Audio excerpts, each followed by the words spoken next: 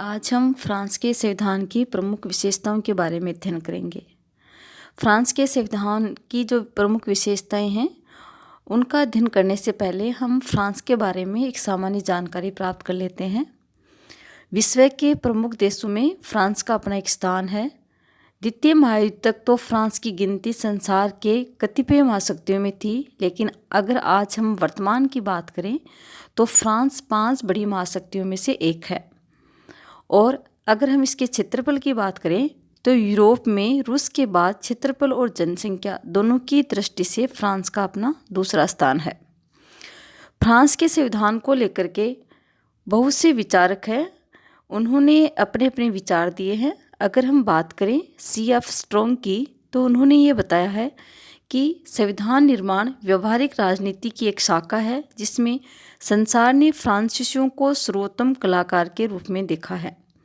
यहाँ C.F. Strong ने फ्रांसीसियों को एक कलाकार का रूप बताया है। इसके पीछे बहुत से कारण हैं, क्योंकि फ्रांस की जो शासन पद्धति है उसमें काफ़ी उतार चढ़ाव हुए हैं और ये सफल भी हुई है और कई जगह असफल भी हुई है।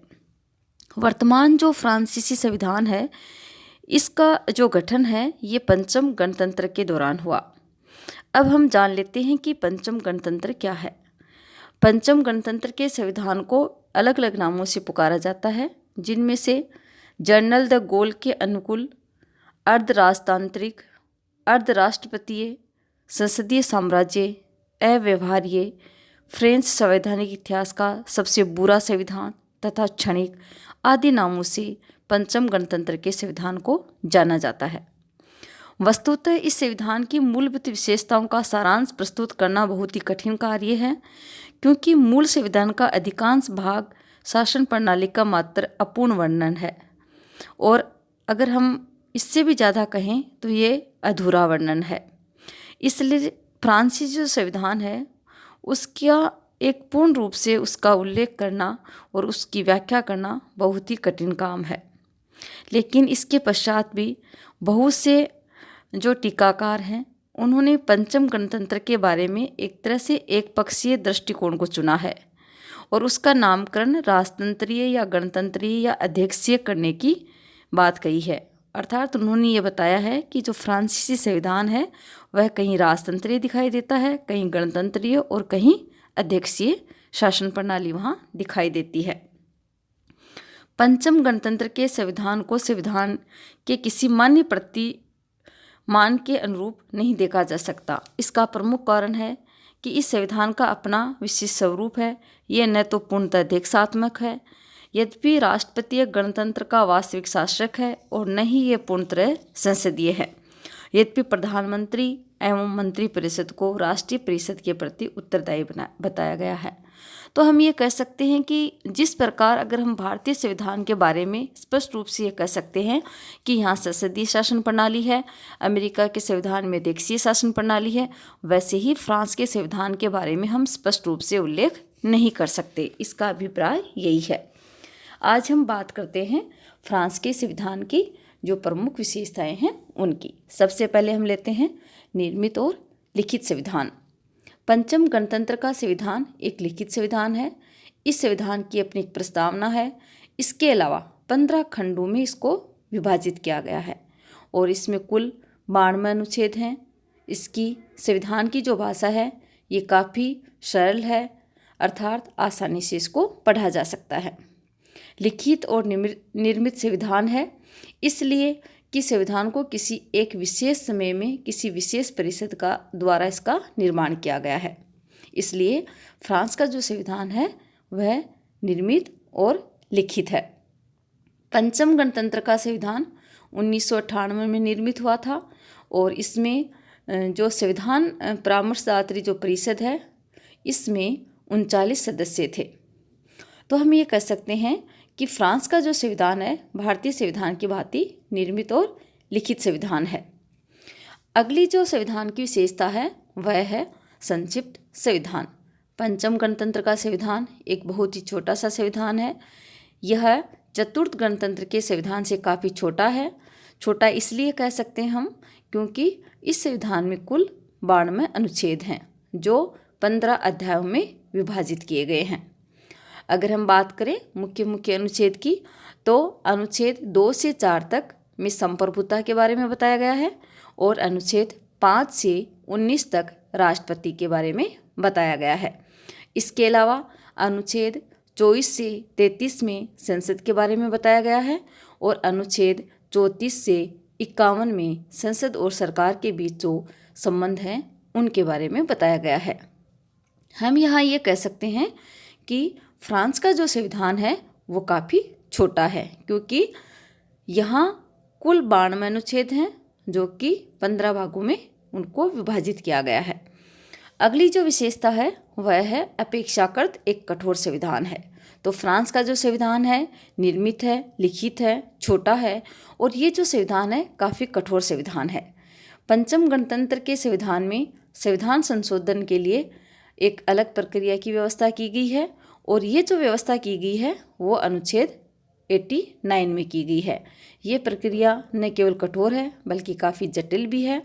अगर व्यवस्था अनुसार संशोधन के लिए पहला प्रयास करने का जो अधिकार है वो प्रधानमंत्री के प्रस्ताव पर राष्ट्रपति तथा संसद के सदस्यों को प्राप्त है। तो हम यहाँ ये कह सकते हैं कि अगर संविधान में संशोधन करना ही होता है वहाँ, तो सबसे पहले प्रधानमंत्री प्रस्ताव पारित करेगा और उस पर राष्ट्रपति और संसद के जो सदस्य हैं उनको ये अधिकार होता है। इसके अलावा यहाँ जो संविधान में संशोधन जो विधेयक है दोनों सदनों द्वारा पारित होना भी आवश्यक है। संविधान में चूंकि इसका कहीं कोई उल्लेख नहीं है कि ऐसा विधेयक कितने बहुमत से पारित होगा, लेकिन दोनों सदनों द्वारा पारित होना आवश्यक है।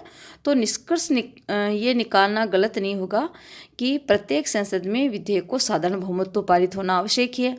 हम ये कह सकते हैं कि दोनों सदनों द्वारा अगर किसी विधेयक को पारित करना हो तो कम से कम साधारण विधेयक तो होना ही चाहिए और साधारण विधेयक के लिए कुल का बहुमत +1 होता है। जैसे कि मान लीजिए 100 सदस्य हैं, 100 में से 51 सदस्य साधारण बहुमत के लिए जरूरी होते हैं।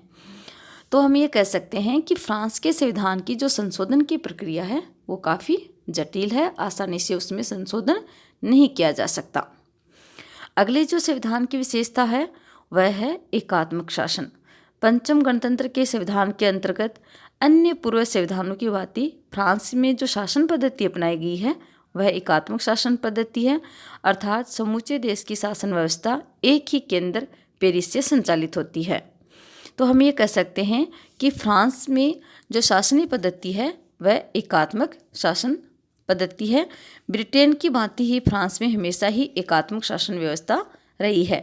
अगर हम बात करें CF स्ट्रोंग है, उन्होंने ये बताया है कि एकात्मक राज्य राजनीतिक संगठन का ऐसा स्वरूप है जो फ्रांस के निवासियों में उनके इतिहास तथा भावना दोनों ही में गहराई के साथ जमा हुआ है। वहाँ के जो लोग हैं वो एकात्मक शासन व्यवस्था में विश्वास करते हैं, इसका अभिप्राय यह है। अगली जो विशेषता है वह है गणतंत्रीय शासन व्यवस्था। फ्रांस में लोकतांत्रिक शासन व्यवस्था, गणतंत्रीय शासन व्यवस्था भी वहाँ है। ब्रिटेन में लोकतंत्र तो है किंतु उसका स्वरूप है वो गणतंत्रात्मक नहीं है, लेकिन फ्रांस में इसका जो स्वरूप है वो गणतंत्रात्मक है। इसके विपरीत अमेरिकी तथा भारत शासन व्यवस्थाएं लोकतंत्रात्मक होने के साथ साथ गणतंत्रात्मक भी हैं। हर वह शासन व्यवस्था जिसमें शासन की अंतिम सत्ता जनता में निहित होती है वह लोकतंत्र कहलाता है। तो एक तरह से फ्रांस में भी गणतंत्रीय शासन व्यवस्था है। वह प्रत्येक लोकतंत्र जहाँ के प्रधान का निर्वाचन एक निश्चित अवधि के लिए होता है, प्रत्यक्ष या परोक्ष रूप से होता है, जनता द्वारा होता है, वह गणतंत्र कहलाता है। भारत और अमेरिका दोनों में लोकतंत्र है तथा प्रत्येक देश में राष्ट्रपति का निर्वाचन जनता द्वारा होता है, इसलिए दोनों ही गणतंत्र हैं। पंचम गणतंत्र जैसा ही नाम से स्पष्ट होता है कि एक गणतंत्रीय व्यवस्था फ्रांस में है। तो हम ये कह सकते हैं कि वहाँ जो शासनाध्यक्ष है और जो राष्ट्राध्यक्ष है उनका निर्वाचन होता है प्रत्यक्ष और अप्रत्यक्ष रूप से। तो वहाँ गणतंत्रात्मक शासन व्यवस्था है। जैसे कि भारत और अमेरिका में शासन व्यवस्था है वैसी ही फ्रांस में भी गणतंत्रात्मक शासन व्यवस्था है। अगली जो विशेषता है वह है लोकतंत्रात्मक शासन प्रणाली। पंचम गणतंत्र का संविधान एक विशुद्ध रूप से लोकतांत्रिक व्यवस्था को स्वीकार करता है। यह सही है कि लोकतांत्रिक व्यवस्था फ्रांस के लिए कोई नई चीज़ नहीं है, क्योंकि 1789 के बाद जितने भी संविधान बने उन सभी में इस व्यवस्था को अपनाया गया है, अर्थात लोकतंत्र को अपनाया गया है। किंतु लोकतंत्र की आड़ में अधिनायकवाद भी पनप सकता है। फ्रांस की जनता को इसका अच्छा अनुभव था, क्योंकि जनरल डी गोल को शासन सत्ता सौंपे जाने और नए संविधान के निर्माण का दायित्व दिए जाने से तानाशाही शासन के उद्देश्य की आशंका निर्मूल नहीं थी। तो कहने का अभिप्राय यह है कि वहाँ लोकतंत्रात्मक शासन व्यवस्था है, लेकिन कभी भी अधिनायकवादी शासन व्यवस्था में चेंज हो सकती है, इससे भी इनकार नहीं किया जा सकता। अगली जो विशेषता है वह है व्यवस्थापिका और जो कार्यपालिका है उसमें पृथक्करण किया गया है। हम यहाँ ये कह सकते हैं कि शक्ति पृथक्करण की जो व्यवस्था है वो फ्रांस में निहित है। हमें ये भी पता है कि शक्ति पृथक्करण के बारे में जो मोंटेस्क्यू हैं उन्होंने इसका काफ़ी उल्लेख किया है, तो इसका प्रभाव भी वहाँ की फ्रांस की जो शासन व्यवस्था है उस पर पड़ा। अर्थात कार्यपालिका और व्यवस्थापिका दोनों अपने अपने क्षेत्र में कार्य करती हैं, दोनों अपनी अपनी शक्तियों का प्रयोग करती हैं। पंचम गणतंत्र में कार्यपालिका को विधायिका से अलग करने का प्रयास किया गया। राष्ट्रपति का निर्वाचन संसद द्वारा न होकर के एक निर्वाचन मंडल द्वारा होता है, तथा मंत्रियों को संसद की सदस्यता से वंचित नहीं किया जा सकता। लेकिन दूसरी ओर मंत्रिमंडल को संसद के प्रति उत्तरदायी बना दिया गया है।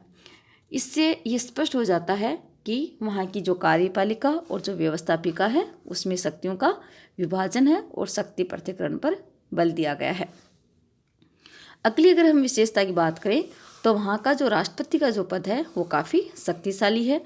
पंचम गणतंत्र के संविधान की एक जो प्रमुख विशेषता है वह है वहाँ के राष्ट्रपति की स्थिति में परिवर्तन। राष्ट्रपति को अनेक व्यक्तिगत अधिकार दिए गए हैं जिनका प्रयोग वह अपने स्वविवेक से कर सकता है, तथा जिनसे संबंधित आदेशों पर मंत्रियों के हस्ताक्षर की भी आवश्यकता नहीं। तो यहाँ हम ये देखते हैं कि राष्ट्रपति को एक अपूर्व शक्ति प्राप्त है। वह मंत्रिमंडल और प्रधानमंत्री की नियुक्ति करता है। प्रधानमंत्री की सलाह से राष्ट्रीय सभा को भंग करने का अधिकार भी उसे दिया गया है। राष्ट्रपति को संकटकालीन शक्तियाँ भी दी गई हैं जिसका निर्णायक वह स्वयं कर सकता है। तो हम ये कह सकते हैं कि फ्रांस में राष्ट्रपति है वह काफ़ी शक्तिशाली है। धन्यवाद।